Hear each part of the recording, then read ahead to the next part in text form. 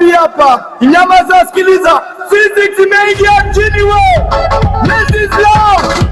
Leza taki mazoea. Twende! Sikiliza sheria lenza na semi hivi. Induce current ni kama mtoto mjeuri sana. Ukileta sumaku ye anagoma, unasogea anakusukuma, anasema sani, anakuvuta, anasema rudi. Kazi yake ni moya tu kupina, inapinga mabadiliko. Opposite change, let's glow. Inapinga, magnetic flow. Inapinga, ukisogea mbele. Inapinga, ukirudi nyuma. Inapinga, anasema ye. Inapinga, nini? Wow, wimbo huu ukusikiliza vizuri ndiyo dhamira yetu kwenye somo la leo. Unasema kwamba Lenzi Zero ni kama mtoto jeuri. Ukisogeza sumaku anapinga na ukiondoa sumaku inavuta. Sasa hii Lenzi Zero ni ipi? Twende tukaone kwa pamoja zaidi. Ndani ya video hii tunaenda kujifunza kitu cha msingi sana kinaitwa Lenzi Zero, ambacho kinapatikana ndani ya topic inaitwa electromagnetism. Ndani ya subtopic inaitwa electromagnetic induction. So, billet twende tukasome zaidi. Nikukumbushe, hii ni Mkwabi Academy, mahali tunaposafirisha physics kutoka darasani mpaka kitaa. So, twende wote kwa pamoja. Sasa, kama nilivyowaambia kwamba video hii tunaenda kujifunza Lenzi Zero ambayo ipo ndani ya topic inaitwa electromagnetism. Sasa, let's go together. Ndani ya video hii tutaenda kujifunza, first tutaenda kuangalia how to state Lenzi Zero and to identify its role in electromagnetic induction. Number 2, tutaenda kujifunza how to determine the direction of induced current in a conductor using the opposition principle. Lakini number 3, tutaenda kujifunza factors affecting magnitude of induced EMF. Sasa bila kupoteza muda twende kwa pamoja. Sasa mtu anaweza kujiuliza kwamba what is the meaning of Lenzi Zero? Lenzi Zero is all about what? Lenzi Zero historical background yake hii hapa imeanzishwa au iliundwa mwaka 1864 na mwamba mmoja huyu kutoka Russia alikuwa anaitwa Heinrich Lenz. Lengo la kuanzisha hii hapa kwanza ni kudetermine the direction of an induced electromotive force EMF and current, ambapo EMF na current as a effect caused after the magnetic flux to be changed when it passed through the conductor au coil. Sasa hii iliundwa kwa lengo la kumsaidia Michael Faraday. Michael Faraday yeye huyu hapa alidiscover how much electricity was made, but hakuelezea ni namna gani hiyo induced current is flowing. Hakuelezea mwelekeo wa hiyo induced current ambayo inapatikana, ambapo Michael Faraday tulijifunza video zilizopita. Sasa tukaona kumbe sasa for now, ili tuelewe Lenzi Zero lazima tutambue kwamba Lenzi Zero, it is a law help us to determine the direction of the induced EMF and the current. Au unaweza kusema kwamba is a law help us to determine the direction of the induced effect after the magnetic flux to be changed when it passed through the conductor. Sasa tuende tukaona Lenzi Zero may be studied in two different ways. For example, here we have 4 ways. Number 1 inatuambia hivi: the direction of an induced electric current always opposes the change in magnetic flux that produce it. Lakini number 2 anasema the polarity of the induced EMF is in such a way that it tends to produce a current which opposes the change in the magnetic flux that produce it. Number 3 hapa tukisoma zaidi anasema when an EMF is induced in a circuit, the current setup always opposes the motion or change in a current which produces it. Number 4 inaendelea pia kusema hivi: an induced EMF will cause a current to flow in a closed circuit in such a direction that it is magnetic effect will oppose the change that produce it. Sasa hizi ni ni namna tofauti ya kustate hii Lenz's law. Sasa nasimama sasa ili tuelezee zaidi. Sasa ukirecall Lenz's law kama tulivyo state pale, all about statement of the Lenz's law imezungumzia kwanza induced current and EMF, lakini pia imezungumzia kitu kinaitwa magnetic flux. Sasa kwa nini vitu hivi viwili, vitu vitatu vimezungumzwa kwenye hii Lenz's law? Maana yake ni kwamba when we discuss about the microfarad, tulisema hivi, whenever there is the changing of magnetic flux leaking the conductor, there is a current or EMF induced. Kwa hiyo kumbe sasa tunapoenda kuzungumzia Lenz's law, tunaenda kuzungumzia uhusiano wa vitu viwili tu. Ya kwanza ni induced effect, ambayo hii effect maybe it can be current au inaweza kawa EMF, kwa sababu unapozungumzia EMF tayari kuna current. Kwa nini nasema hivyo? Kwa sababu if you recall about Ohm's law, it says that Ohm's law is equal to V is equal to current times R. Maana yake ni kwamba whenever there is a electric current also there is a voltage, ambayo it is vice versa, kwamba whenever there is a voltage also there is a electric current. So maana yake we believe kwamba kama kuna EMF maana yake itakuwa na nini? Itakuwa na current. Sasa baada sasa hapo sasa twende tukaone sasa how we can determine the direction of induced effect au induced current au induced EMF. So in order to understanding about the direction of induced current, hapa lazima tu consider vitu viwili vya msingi. Cha kwanza kabisa hapa tutaenda kuangalia mwelekeo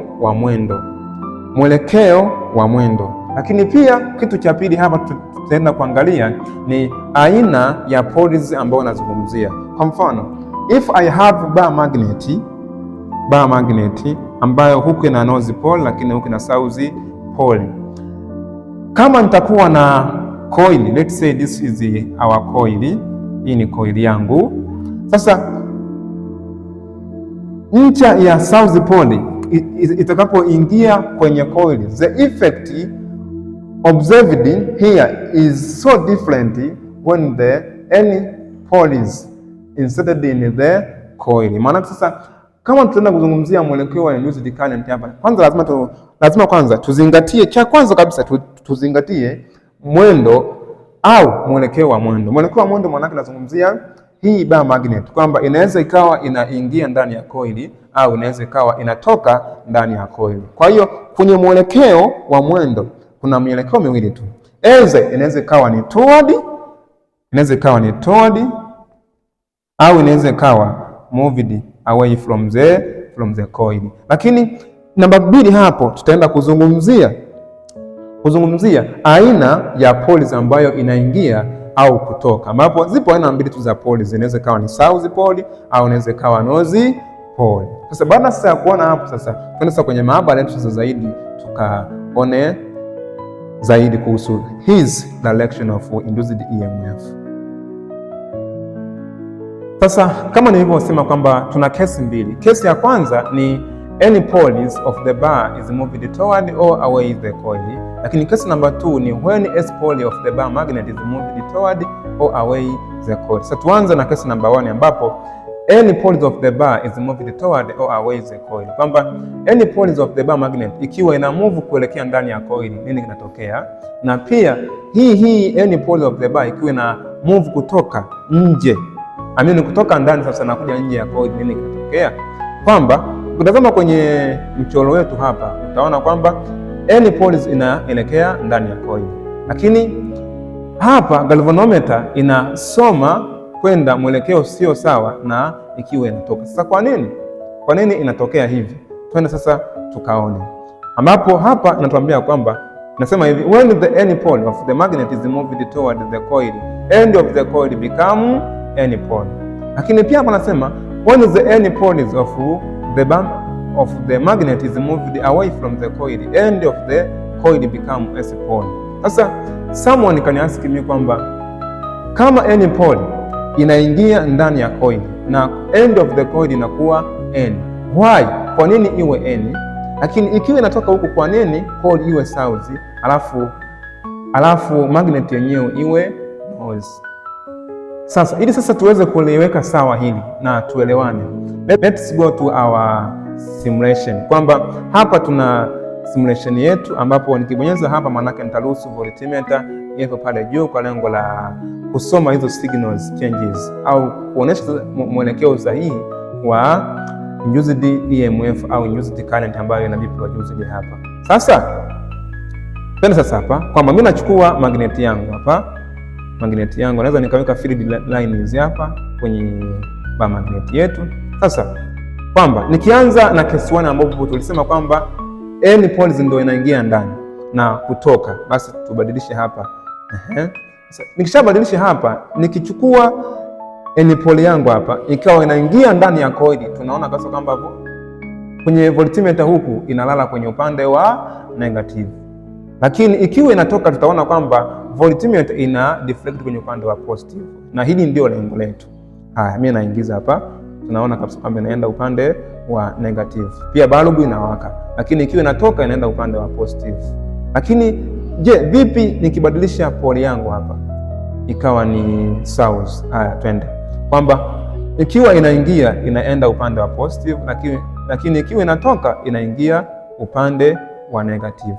Sasa hapa ndo inaelezea kwamba lenzi zile nasema sasa kwamba EMF au current ambayo inazalishwa hapa mara nyingi inakuwa ipo kinyume na magnetic flux iliyosababisha. Kikubwa lenzi law hii hapa tunaweza tukaisema kwamba ni law ya upinzani au sheria ya upinzani. Lenzi law is all about the fighting against change. Hii yenyewe inapinga mabadiliko. Manake kila ambacho kimeipelekea yenyewe inapinga. Ndio maana kwenye wimbo wetu tulisema kwamba ni mtoto jeuri, manake anapinga. Sumaku ikiingia yeye anapinga, lakini pia sumaku ikitoa yeye anaivuta. Sasa kwa nini sasa inaenda kwenye negative, alafu pia kwa nini inaenda kwenye positive? Twende wote kwa pamoja ubaoni ili tuelewane. Sasa tuna coil yetu hapa. Hii ndio coil yetu ambayo imeunganishwa na galvanometer. This is our galvanometer. Sasa hii ni bar magnet. Let me divide here kwamba huku naweza nikaweka south, nikaweka north, au naweza nikaweka north huku nikaweka south. Sasa tuanze na case 1 ambapo huku ilikuwa ni north, alafu huku ilikuwa nini? Ilikuwa ni south. Kwamba inapokuwa inaingia hii inaelekea toward the coil, what will be happening in the galvanometer? Tumeona kwenye stimulation yetu huku kwamba ilikuwa inaenda upande wa negative. Sasa kwa nini uende upande wa negative na siende upande wa positive? Kwamba kama tulielewana kwamba lenzi zero kazi yake yenyewe ni kupinga.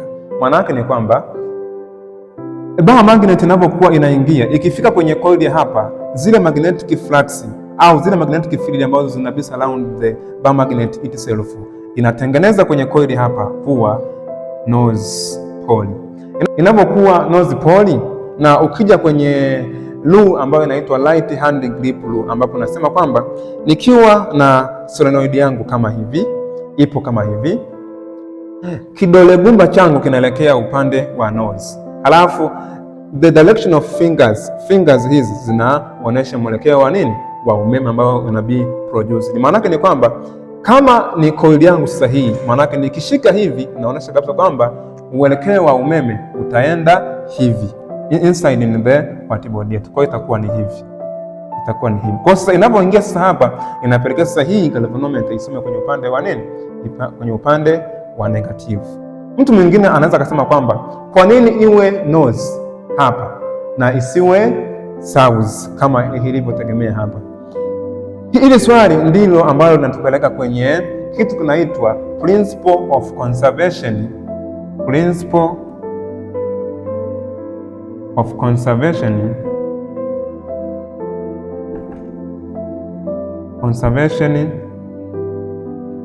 energy, ambapo hapa tunasema kwamba energy haiwezi ikatengenezwa wala kuharibiwa, bali energy it can be transformed from one form to another. Sasa kama hapa tunapata induced EMF, manake tayari hapa there is electricity energy, na kama kuna energy of electricity, manake tayari kulikuwepo na energy nyingine at the back ambayo imetengeneza hii EMF. Sasa what that name of the energy ambapo ilikuwa behind ya hii EMF, hiyo energy inaitwa mechanical energy. Sasa mechanical energy hii mtu anaweza kaniambia kwamba imetoka wapi? Mechanical energy hii imetoka kwenye mkono wako, kwamba